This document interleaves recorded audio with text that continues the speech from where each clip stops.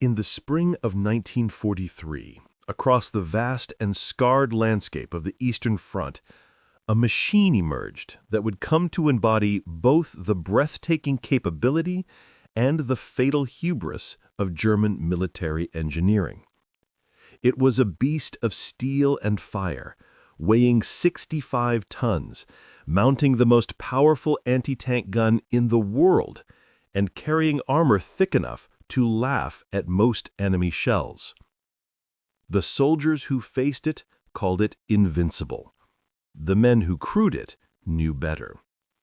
This is the story of the Ferdinand, later renamed the Elefant, a weapon that promised to change the course of armored warfare and instead became a monument to the dangerous seduction of technological perfection in a war that demanded pragmatic brutality. The genesis of this vehicle began not on a battlefield, but in the competitive corridors of German industry, where two titans of automotive engineering waged a quiet war of their own. In the autumn of 1941, as German forces drove deep into Soviet territory and encountered the shocking T-34 and KV-1 tanks that could shrug off standard German anti-tank weapons, the Wehrmacht issued a requirement for a new heavy tank. The specification called for a vehicle mounting the legendary 88mm gun with heavy frontal armor and the mobility to keep pace with armored formations. Two firms received contracts to develop prototypes. Henschel & Son, a respected manufacturer with extensive experience in heavy machinery, and Dr. Ferdinand Porsche's design bureau, led by a man whose genius was matched only by his unshakable confidence in his own vision. Ferdinand Porsche was not a conventional tank designer. His background lay in automotive innovation, in elegant solutions to mechanical problems, in the pursuit of engineering excellence for its own sake. Where other designers saw the tank as a crude instrument of war, Porsche saw an opportunity to create something revolutionary. His design for what would become the Tiger tank featured an unusual gasoline-electric drive system. Two air-cooled Maybach engines would drive electric generators, which in turn would power electric motors connected to the drive sprockets. On paper, the system offered theoretical advantages: simplified transmission design, excellent low-speed torque control, and the potential for superior handling. Porsche was so confident in his design that he ordered the production of chassis before the trials had even concluded, certain that his Tiger would be selected over Henschel's more conventional offering. But when the trials came, reality intervened. Henschel's Tiger, with its straightforward mechanical transmission, proved more reliable, easier to maintain, and better suited to the brutal demands of field operations. The Porsche Tiger was rejected. Suddenly, Ferdinand Porsche found himself with approximately 90 chassis already manufactured or in production, representing an enormous investment of resources and engineering effort, with no purpose and no future. In the rigid command economy of wartime Germany, such waste could not be tolerated. A solution had to be found. The answer came from examining what role these chassis could still fulfill. If they could not serve as breakthrough assault tanks, perhaps they could become tank destroyers, vehicles designed specifically for the defensive role of engaging and destroying enemy armor at long range. The concept was tactically sound. Germany, by 1942, was beginning to transition from offensive to defensive operations in the East. Tank destroyers, or Panzerjäger, offered a way to maximize the killing power of Germany's excellent anti-tank guns while minimizing the complexity and resource demands of full-fledged tanks. The Porsche chassis, despite its quirks, was robust and spacious. It could carry a weapon no turret could mount, the 88mm PaK 43 L71, the longest and most powerful anti-tank gun in the German arsenal, capable of penetrating any Allied tank from distances exceeding 2,000 meters. The design that emerged was both magnificent and deeply flawed. The fighting compartment was a massive, fixed superstructure built atop the chassis, creating a vehicle that stood nearly 3 meters tall. The frontal armor was 200 millimeters thick, sloped at a modest angle. The sides were 80 millimeters. This was protection on a scale rarely seen in World War II armored vehicles. The gun itself was a masterpiece of ballistic engineering, firing a 10-kilogram armor-piercing shell at nearly 1,000 meters per second. In terms of pure anti-tank capability, nothing on Earth in 1943 could match it. The vehicle could sit hull down on a ridgeline and engage enemy armor at ranges where return fire was simply impossible. It was the embodiment of the German approach to armored warfare, superior technology creating decisive tactical advantage.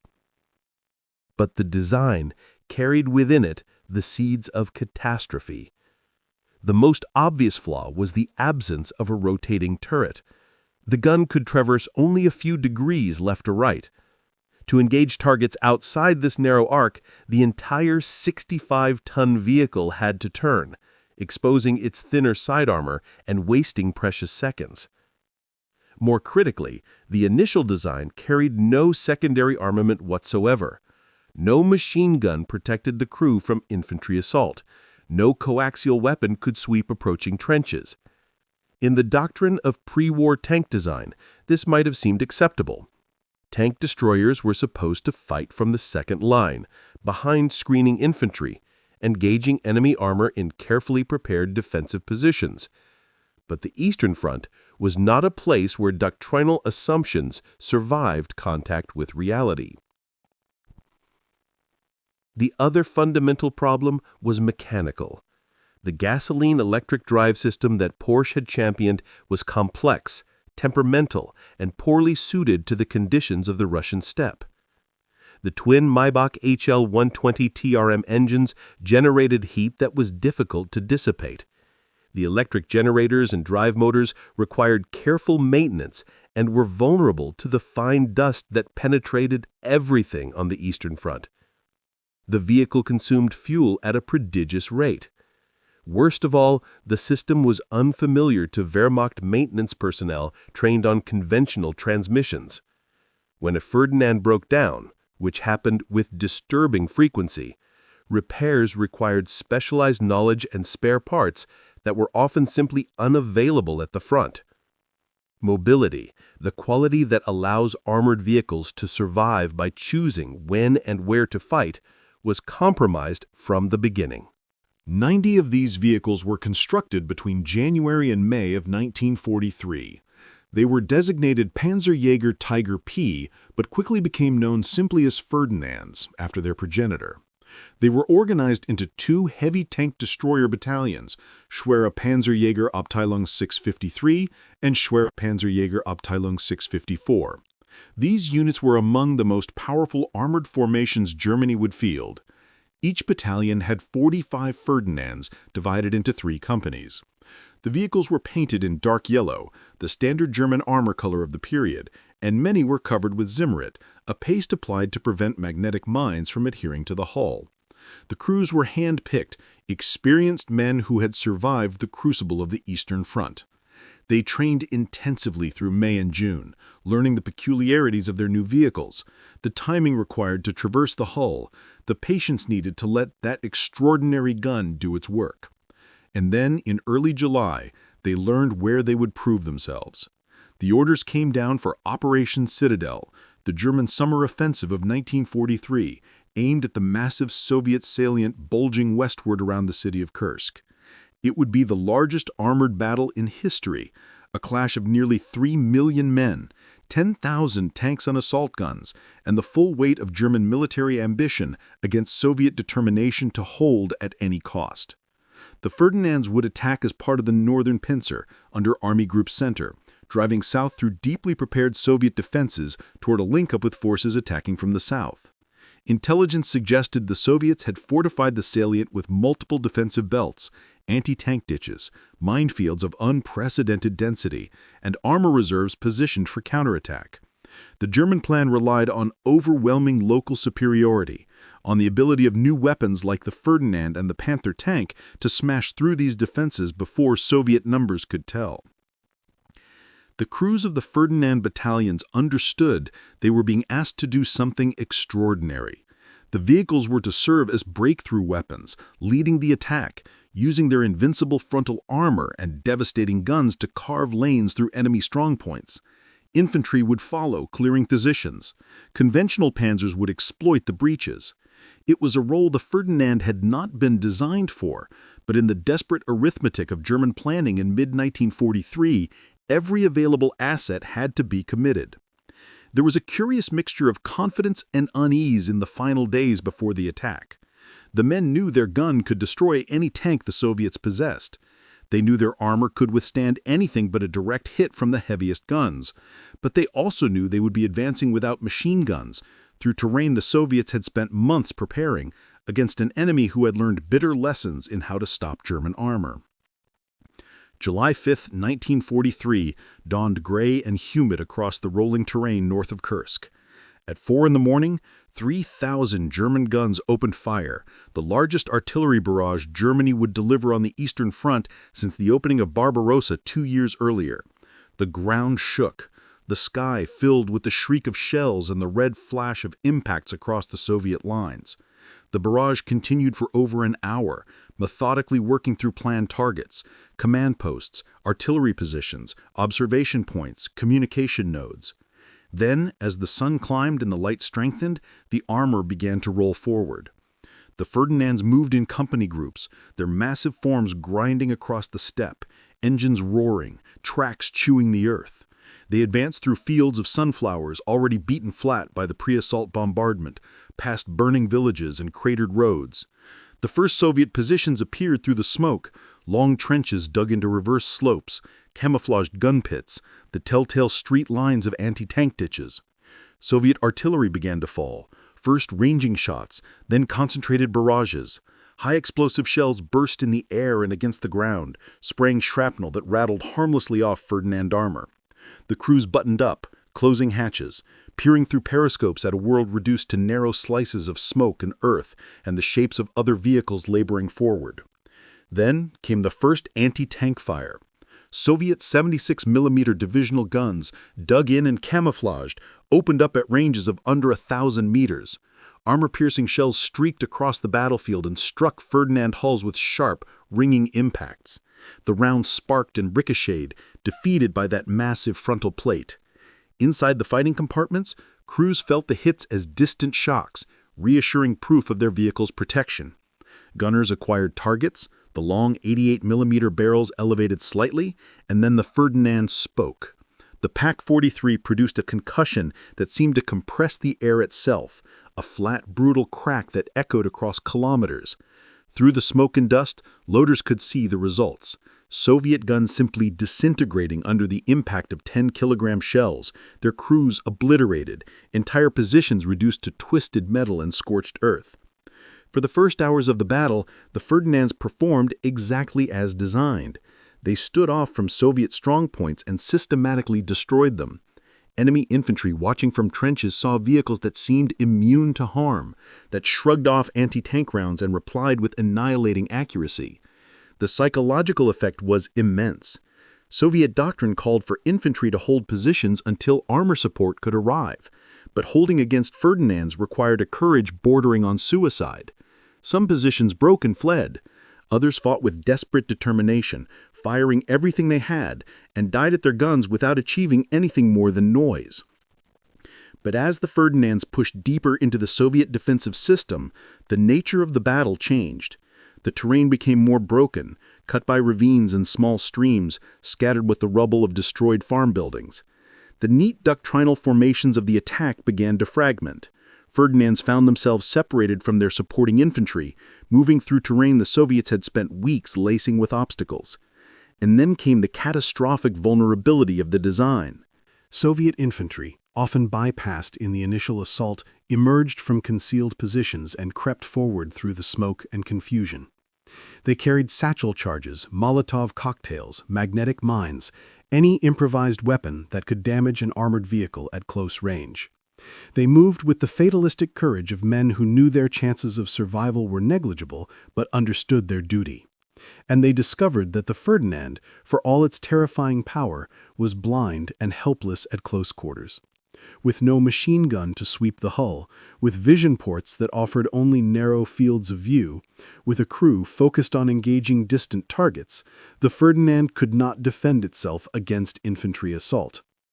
The Soviets developed tactics with terrifying speed. Small groups would work forward through dead ground, timing their movements to artillery barrages that forced the German vehicles to button up completely. They would close to within meters of a Ferdinand, often approaching from behind, where the armor was thinnest and the crew's vision worst. Then they would plant their charges and run. The explosions were rarely enough to penetrate the armor, but they damaged tracks, destroyed external components, started fires. A Ferdinand with a broken track was just in the mobile pillbox, awaiting destruction from heavier weapons. A Ferdinand on fire, with its fuel and ammunition cooking off, was a crematorium for its 5-man crew. The losses mounted with shocking speed. Ferdinands that had seemed invincible in the morning were burning wrecks by afternoon. Others bogged down in muddy stream crossings, their 65 tons simply too much for the soft ground, and were abandoned when recovery proved impossible under fire. Still others suffered mechanical breakdowns, the overtaxed engines and drive systems failing under the sustained demands of combat operations. By the second day of Citadel, Schwere Panzerjägerabteilung 653 had lost over a third of its vehicles. Many were not destroyed by enemy fire, but simply immobilized and left behind as the attack stalled. The crews fought with desperate courage. Commanders stood in their cupolas despite sniper fire, trying to spot approaching infantry, directing the fire of nearby vehicles with machine guns to cover the Ferdinand's blind spots. Drivers pushed their vehicles beyond all operational limits, trying to keep pace with attacks, to reach hull-down positions, to escape kill zones. Gunners engaged targets at distances measured in kilometers, achieving kills that would have been impossible for any other weapon system. But individual excellence could not overcome fundamental design flaws. The Ferdinand had been created to fulfill one role, and the battle was forcing it into another. By July 10th, July 5th, 5 days into Citadel, the northern pincer of the German attack had ground to a halt. The Ferdinands had advanced perhaps 15 kilometers, far short of the operational objectives. The Soviet defenses, layered and resilient, had absorbed the German assault and held. The cost had been staggering on both sides. The landscape was an industrial wasteland of burned-out tanks, shattered bunkers, cratered earth, and unburied dead. The Ferdinands had claimed extraordinary numbers of Soviet tanks and guns, many from ranges where the enemy could not effectively return fire. But they had not achieved breakthrough. They had not delivered the decisive victory German planning required. And nearly half of them were gone, destroyed, captured, or abandoned. In the aftermath of Kursk, the Ferdinand's reputation was paradoxical. Tactically, the vehicle had proven its worth as an anti-tank weapon. In pure killing power against enemy armor, nothing matched it. Soviet after-action reports spoke with grudging respect of German heavy tank destroyers that engaged from distances beyond visual range, that seemed impervious to standard anti-tank weapons. German kill claims, even accounting for the inevitable exaggerations of combat, were impressive. Individual Ferdinands had destroyed dozens of Soviet tanks. At least one vehicle was credited with over 50 kills during the Kursk operation. The gun was everything it had been designed to be.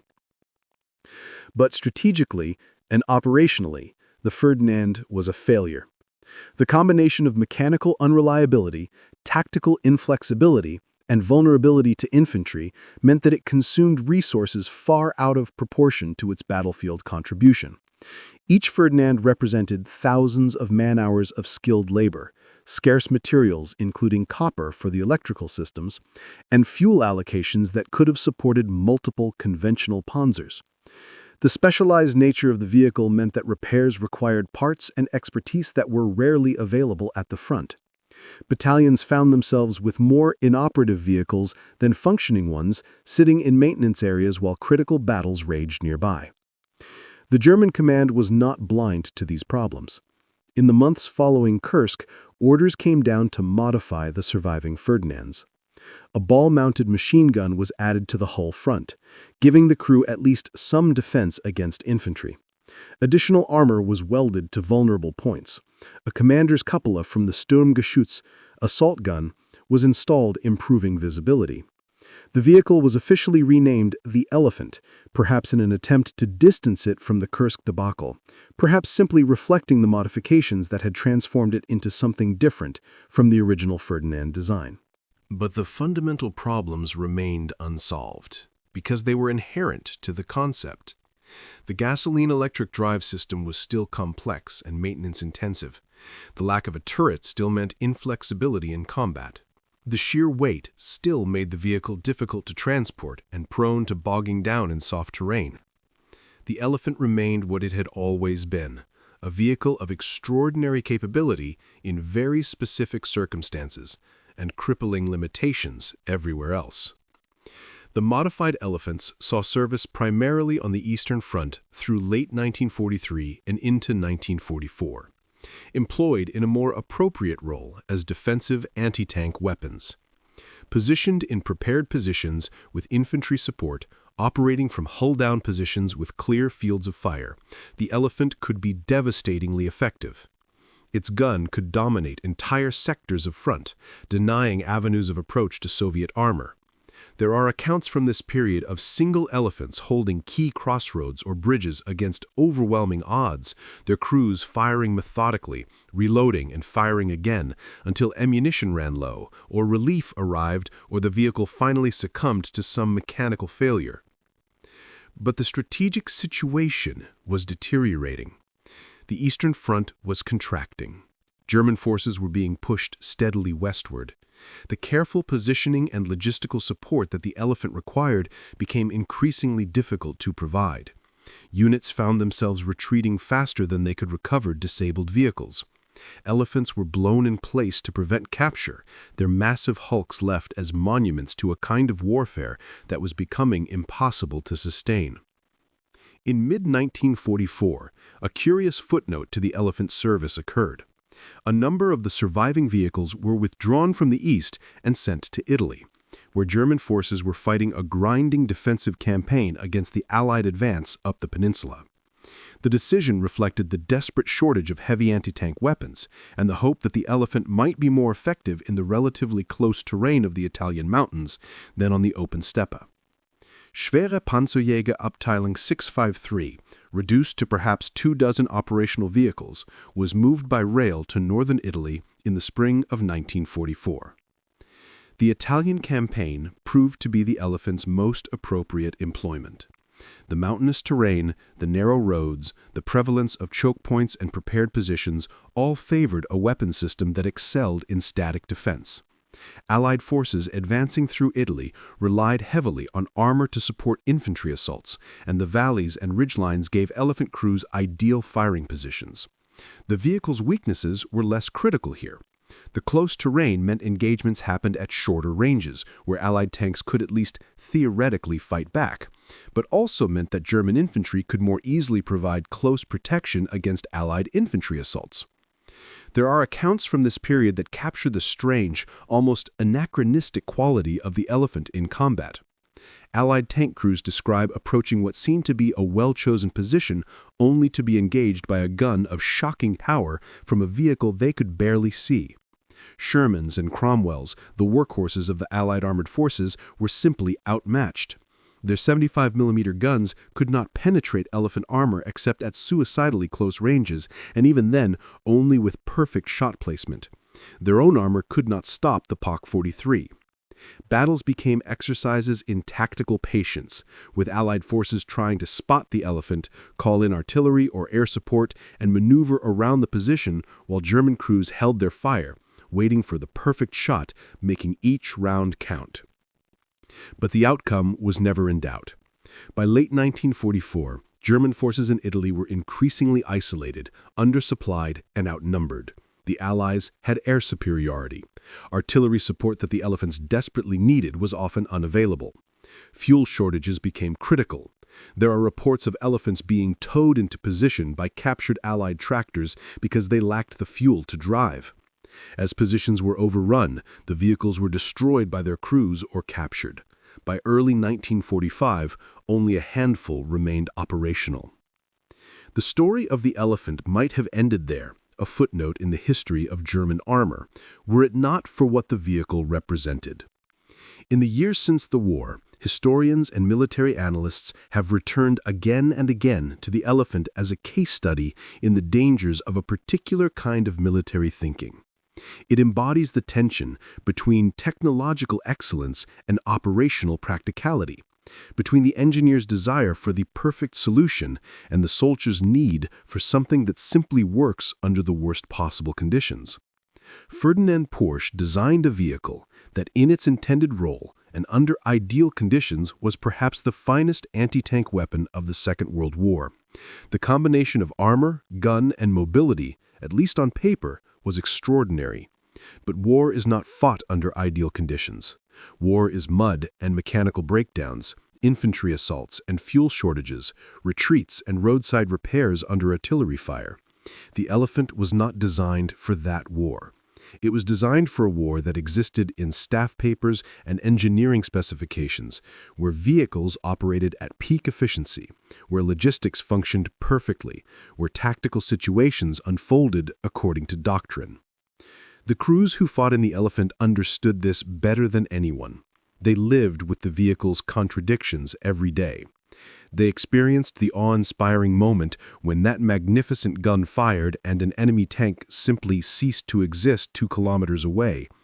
And they experienced the terror of listening to Soviet infantry creeping toward their hull while they sat helpless, swinging the entire vehicle back and forth trying to bring the gun to bear, knowing they had no machine gun, no defense, nothing but the thickness of their armor and the hope that someone else would see the threat in time.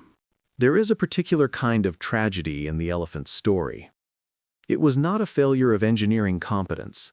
The vehicle worked, mechanically, as designed. The gun was as powerful as promised. The armor was as thick as specified. The failures were failures of conception, of understanding what kind of weapon the war actually required.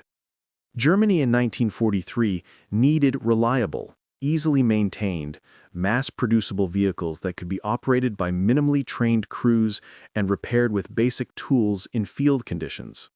It needed Panthers and Panzer IVs and Stug 3s, vehicles that were good enough, in sufficient numbers, supported by logistics that could actually keep them running. What it got, in the case of the Elephant, was 90 vehicles that were magnificent in very specific circumstances and liabilities in most others. The broader lesson extends beyond the Elephant itself. Throughout the war, German industry produced a bewildering variety of armored vehicles, each designed for specific roles, each requiring unique spare parts and specialized training. The Tiger, the King Tiger, the Panther, the various models of Panzer IV, the numerous assault guns and tank destroyers, each represented enormous engineering effort, and each added complexity to an already overstretched logistics system. Allied forces, by contrast, standardized on simpler, more reliable vehicles. The Sherman tank was not as capable as a Tiger in direct combat, but it was produced in enormous numbers. It was mechanically reliable. It could be maintained by crews with basic training, and when one was destroyed, 3 more were available to replace it. In the arithmetic of industrial warfare, that mattered more than individual technical superiority. The Elephant demonstrated this principle at terrible cost. Each vehicle destroyed represented not just the loss of a weapon, but the loss of irreplaceable resources and skilled labor. The specialized nature of the vehicle meant that losses could not be made good. There would be no second production run of Elephants. When the last vehicle was destroyed or abandoned, the weapon system simply ceased to exist.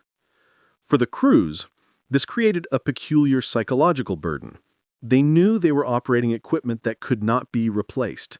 that their survival was tied to the survival of a vehicle that was becoming increasingly difficult to keep operational as spare parts dwindled and maintenance depots retreated westward ahead of Soviet advances. The personal stories of Elefant crews are fragmentary, preserved in unit records, after-action reports, and the occasional memoir. They speak of vehicles that inspired contradictory feelings: pride in the weapon's capabilities, frustration with its limitations, dark humor about the mechanical quirks that plagued every mission. Crews gave their vehicles names, painted them with tactical numbers and unit insignia, personalized them in the small ways that soldiers have always personalized their equipment. There was a kind of relationship between man and machine, a bond forged through shared danger and the intimate knowledge that comes from operating something so complex under conditions of mortal stress. Commanders learned to work around the Elefant's limitations. They positioned the vehicles carefully, ensuring good fields of fire and covered flanks. They coordinated closely with infantry to provide close protection. They husbanded fuel and ammunition, knowing resupply was uncertain. Good commanders could make the Elefant formidable, but even good tactics could not overcome strategic realities. As the war turned against Germany, as fuel became scarce and spare parts unavailable, as air superiority made daylight movement suicidal, the Elefant became increasingly irrelevant. The battlefield was moving faster than the vehicle could keep up, and its very strengths became liabilities in a war of movement and improvisation. There is a photograph taken somewhere on the Eastern Front in late 1944 that captures something essential about the Elefant's story. It shows one of the vehicles from Schwere Panzerjägerabteilung 654, abandoned by the roadside. The vehicle is intact, its armor unbreached, the massive gun is still elevated slightly as if awaiting targets. Around it, the landscape is snow-covered and empty. There are no signs of battle, no impact marks on the hull, no indication of catastrophic mechanical failure. The vehicle simply sits there, alone and silent, testament to the reality that in mechanized warfare, running out of fuel or breaking a track or losing a critical component can be as fatal as enemy fire. The crew presumably disabled the vehicle and walked away, taking their personal equipment and small arms, leaving behind 65 tons of steel that represented hundreds of thousands of Reichsmarks and months of industrial labor. It is an image of waste on a scale that is difficult to comprehend, and it was repeated across the Eastern Front dozens of times as the Elefant units dissolved in the chaos of retreat. By the spring of 1945, as the Third Reich entered its final collapse, the story of the Elefant effectively ended. A few vehicles may have fought in the defense of Germany itself, firing from prepared positions in desperate attempts to slow the Soviet advance, but there are no reliable records of these final actions. The vehicles and their crews simply vanished into the maelstrom of the war's ending. Most were likely destroyed by their crews to prevent capture. A handful were captured intact by Allied forces and shipped back for technical evaluation. Several ended up as trophies, displayed in parks and museums in the Soviet Union, monuments to the victory over fascism, and examples of the kind of over-engineered German equipment that propaganda claimed proved the enemy's desperation and technical inferiority. The evaluations conducted by Allied technical intelligence teams in the war's aftermath are revealing. American and British engineers who examined captured Elefants were impressed by the quality of construction and the sophistication of the weapon system. The armor metallurgy was excellent, the gun was acknowledged as the finest anti-tank weapon of the war, the optical sights were superior to anything the Allies had produced. But the evaluations also noted the impracticality of the design for sustained combat operations. The gasoline-electric drive system was described as unnecessarily complex. The absence of a machine gun in the initial design was considered a critical oversight. The vehicle was judged to be a masterpiece of engineering that was simultaneously a failure of military design, a weapon that demonstrated technical prowess without achieving operational effectiveness. Soviet evaluations were harsher. Red Army analysis focused on the Elefant's vulnerabilities and the tactical lessons learned from combat. Soviet armor doctrine emphasized mass, reliability, and ease of maintenance. Vehicles were meant to be simple enough that collective farm workers could be trained to operate them in weeks.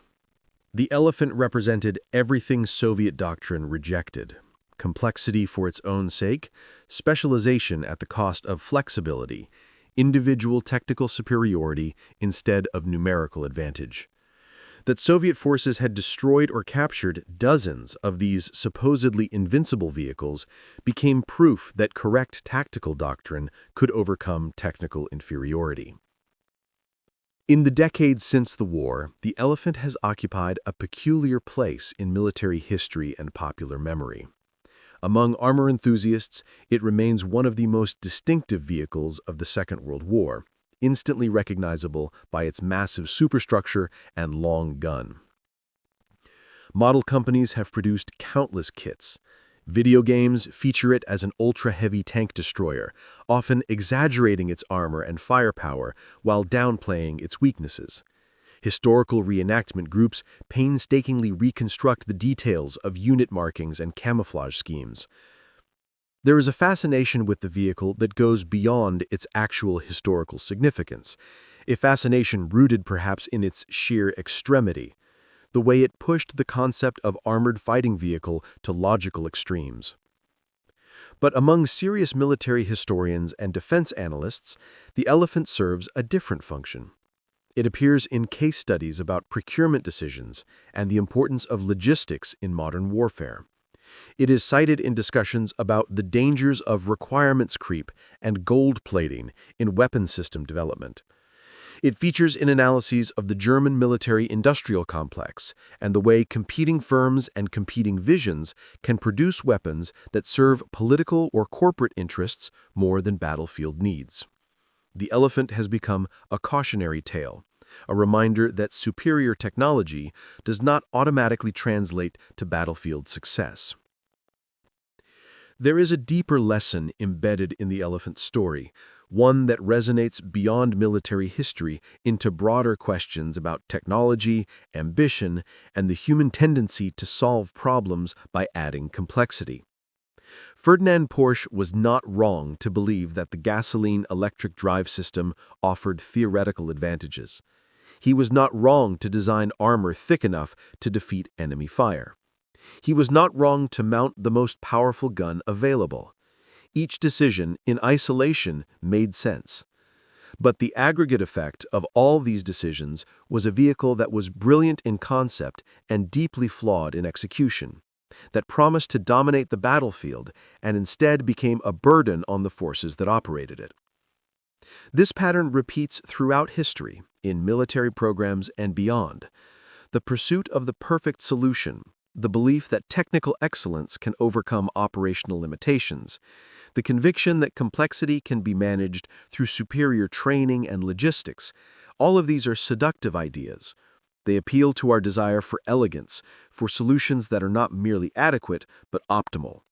But reality, particularly the reality of combat, resists optimization. Reality is messy and unpredictable. Reality breaks things, including and especially complicated things. The weapons that succeed are rarely the most sophisticated. They are the ones that work reliably under the worst conditions, that can be operated by average soldiers and maintained with common tools, that are available in numbers sufficient to absorb losses and continue operations. The men who crewed the Elefant realized this firsthand. They took a vehicle that was supposed to make them invincible and discovered that invincibility is an illusion, that every strength creates vulnerabilities, and that the most powerful gun in the world is useless if you cannot get into position to fire it. They learned to respect their enemy's adaptability, the way Soviet infantry developed tactics to exploit the Elefant's weaknesses within days of first encountering it. They learned that mechanical complexity is a liability when spare parts are scarce and repair facilities are 100 kilometers behind the retreating front lines. They learned that in war, good enough and available beats perfect but rare. And they learned something about courage. Operating an Elefant required a particular kind of bravery. The vehicle's armor provided physical protection, yes, but it also created a sense of isolation. The crew sat inside a steel box. their view of the outside world reduced to narrow periscopes, unable to hear anything over the roar of engines and the clatter of tracks, trusting in the thickness of the armor and the vigilance of supporting infantry. When Soviet troops did manage to close with the vehicle, when explosive charges detonated against the hull or Molotov cocktails splashed burning fuel across vision ports, the crew had nowhere to run. They could only sit and endure and hope the armor held. That kind of helplessness, that reliance on a machine's protection while being unable to fight back, required a courage different from, but no less real, than that demanded of infantry charging machine gun nests. The commanders who led Elefant units faced their own challenges. They had to balance the vehicle's capabilities against its limitations, to find tactical situations where it could be employed effectively while minimizing exposure to its weaknesses. They had to manage crew morale as losses mounted and mechanical problems multiplied. They had to make decisions about which vehicles to prioritize for repairs when spare parts were limited, knowing that every choice meant leaving other vehicles inoperative. They had to watch their battalions dwindle from 45 vehicles at the start of Kursk to a dozen by late 1944, and maintain the fiction that they commanded a combat-effective force. The logistics personnel who supported the Elefant units never received recognition proportional to their importance. They wrestled with supply lines that stretched across hundreds of kilometers of contested territory. They improvised solutions when standard spare parts were unavailable. They organized recovery operations to retrieve disabled vehicles under fire. They coordinated fuel deliveries and ammunition resupply and the movement of specialized maintenance equipment. Without their efforts, the Elefants would have been immobile within weeks of deployment. That their efforts ultimately proved insufficient was not a reflection of their skill, but of the impossibility of the task they had been given. The infantry who accompanied the Elephants developed a complex relationship with the vehicles. On one hand, the massive tank destroyers provided unmatched fire support. Watching an Elefant engage enemy armor was awe-inspiring. The crack of the gun followed seconds later by the distant explosion as another Soviet tank erupted in flames. The Elephant's presence could stabilize an entire sector, could break up enemy attacks before they developed momentum. Infantry appreciated that kind of support, but they also resented the demands the Elefant imposed. The vehicle required constant close protection. Infantry had to advance alongside 65-ton behemoths that attracted every enemy weapon within range. They had to clear buildings and trenches to eliminate threats that the Elefant, with its limited vision and absent machine gun, could not engage. They bore casualties, protecting a vehicle that was often the first thing abandoned when a position became untenable. This dynamic, the way elite equipment creates obligations for supporting forces, is another recurring theme in military history. Advanced weapons systems are rarely self-sufficient. They require infrastructure, specialized support, protection from threats they cannot counter themselves.